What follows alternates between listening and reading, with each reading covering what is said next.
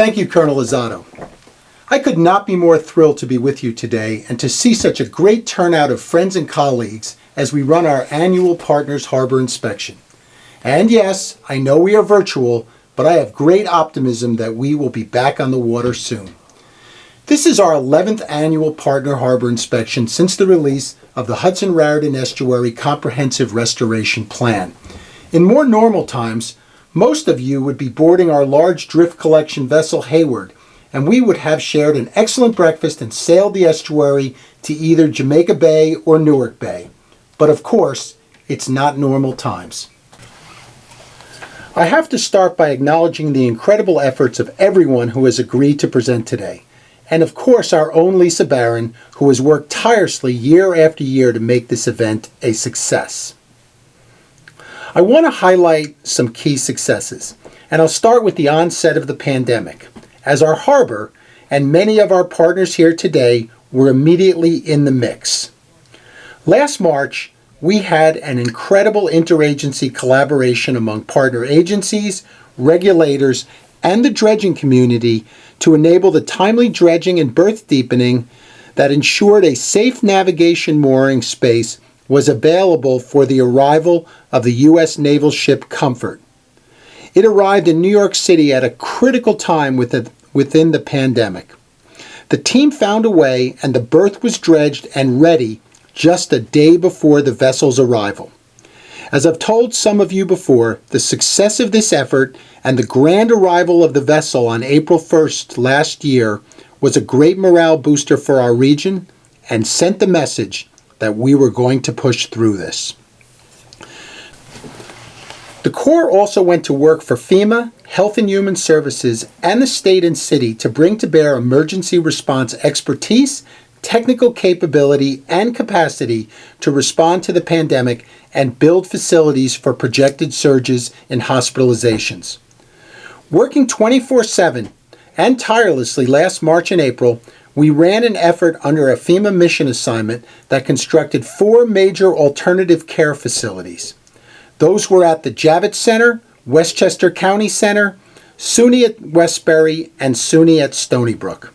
The entire planning, engineering, contracting, and construction took just over 5 weeks from when the first call for assistance came into the district on March 16th. The overall construction placement value for these projects was nearly $330 million. None of these efforts would have been possible without great teamwork from all of the agencies and supporting organizations. Like most of you, we sought to carry on our other major organizational missions. This included for us military construction, support to other agencies, navigation, flood risk management, environmental restoration, and operations and maintenance. Many of our actions recently have had a direct and positive impact on the estuary. The Corps' fleet of drift collection and patrol vessels have been out in the harbor every day protecting and ensuring safe navigation while removing tons of debris year-round. 352,000 cubic feet of drift and floatables were collected during the last fiscal year. Removing drift and floatables each year results in the avoidance of approximately $25 million of damage to the many cargo vessels, tankers, barges, passenger commuter ferries, cruise ships, and the recreational vessels that ply the harbor's waters. Our unique capabilities were on display when our team helped secure an entangled 25-foot juvenile humpback whale near Ambrose Channel, so that it could be freed by in-water rescuers of a fishing net. Thanks to the innovation and calculated risk-taking, the event turned out to be truly inspirational when the struggling whale became free and swam away. Some say the whale, unlike Moby Dick, took a look back at the Hayward and gave the crew and captain a complimentary wink of its eye as it swam off. The December 2020 WRDA bill is significant for us and our region.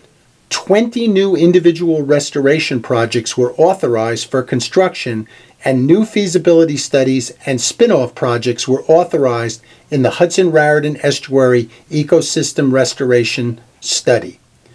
3 new restoration projects were authorized for construction as part of the Hudson River Habitat Restoration Feasibility Study. WRDA also authorized 8 new coastal storm risk and flood risk management projects and 1 new navigation project.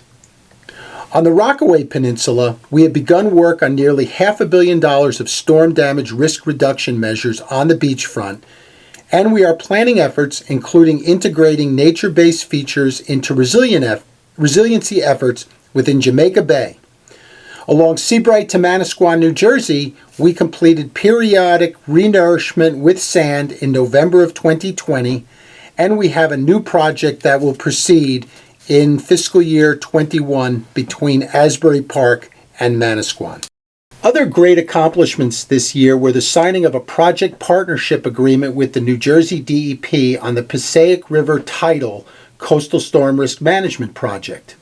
We reinitiated construction on the Joseph G. Minish River Waterfront Park in Newark, New Jersey, and construction is ongoing as we speak. We've moved forward with the Harbor and Trib study, looking to identify funding and to keep the project moving so that the important results of this study will be available for our region. As part of our navigation mission, in 2016, the Corps completed a nearly 30-year channel improvement project to deepen many of the New York and New Jersey harbor navigation channels to 50 feet. That deepening has allowed massive container ships, such as the 15,000 TEU Brazil, the largest ever to call on the port, to visit in September of 2020. As ships continue to grow larger, there is need to consider additional navigation improvements. An ongoing study, the New York-New Jersey Harbor Deepening Channel Improvement Study, recently completed a draft feasibility report and environmental assessment in October 2020, which was followed by public outreach meetings. The planning process is continuing on this important study, and you will hear more information about it during today's discussions. These are just some of our major accomplishments in the harbor. These successes could not have happened without all of our local sponsors and partners in the harbor estuary. Let me ask that you all give yourselves and each other a big round of applause for all of the efforts and continuing passion you have shown to ensure that we have a world-class Hudson-Raritan estuary.